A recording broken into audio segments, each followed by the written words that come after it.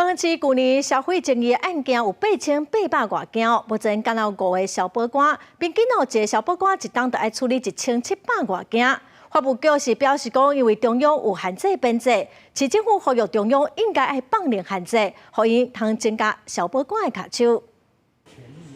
接电话文书作业，还有消保争议的协调，办公室内面大个消保官拢无用试。桃园去年消费争议的案件有8808件遮尔济，但是目前市府内面是敢若5个消保官，平均起来，大个人一年都要处理1760案。另外，还有140场的稽查和25场的宣导活动，案件遮尔济，互消保官的工作压力是真大。实际的工作来讲，可以是说月有活动。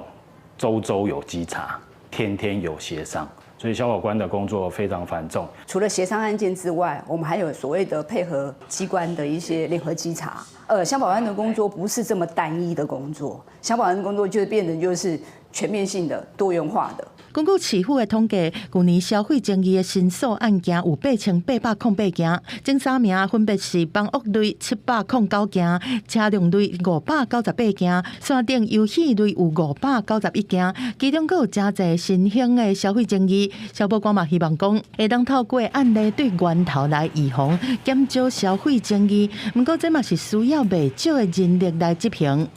方法就是想说，就现有的 法务局的所有的在职人员的编制内，把一个编审的职缺，因为要职等相当嘛，把编审的缺呢改做消保官。在法务局这边嘛是承认讲，人力即马确实是无够，消保官真正是足辛苦的。目前消保官法定员野是5个人，受限中央对员野总量的控管，即马已经规划对原有的员野内面调整一个编审，甲伊改做消保官。按算伫7月到8月的时阵，会发布人事命令，嘛讲知影未来消保业务会愈侪，呼吁中央适度来增加人力。公司新闻综合报道。